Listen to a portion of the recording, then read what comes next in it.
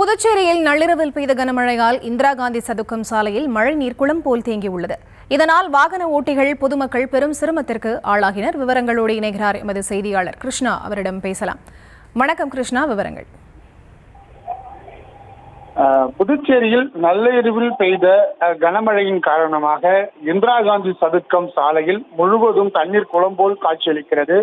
இவ்வழியாக செல்லக்கூடிய பேருந்துகள், கார், இருசக்கர வாகனங்கள் கடுமையான சிரமத்திற்கு உள்ளாகிதான் அந்த பகுதியிலிருந்து செல்லக்கூடிய சூழல் உருவாகி இருக்கிறது.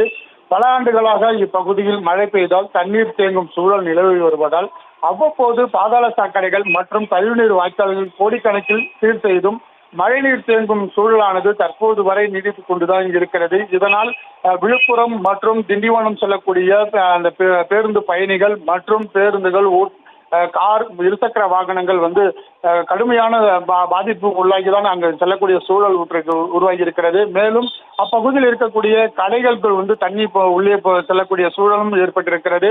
அங்கு நிறுத்தி வைக்கப்பட்டிருக்கக்கூடிய இருசக்கர வாகனங்கள் தண்ணீரில் அடித்து செல்லப்பட்டு அங்கு தண்ணீரில் பழுதாகி நிற்கிறது.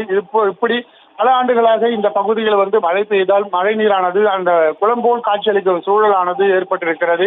இதனை உடனடியாக பொதுப்பணித்துறை அதிகாரிகள் அப்புறப்படுத்த வேண்டும் என பொதுமக்கள் கோரிக்கை வைத்திருக்கிறார்கள். ஆனால் மழை விட்டு கிட்டத்தட்ட ஒரு 4-5 மணி நேரத்திற்கு மேலாக ஆகிறது. ஆனால் தற்போது வரை அந்த பகுதியில் பொதுப்பணித்துறை அதிகாரிகளோ இல்ல அரசு இயந்திரமோ அந்த பகுதியில் இல்லாததன் காரணமாக அந்த தண்ணீரை வெளியேற்ற முடியாத சூழலானது தற்போது வரை நீடித்து வருகிறது.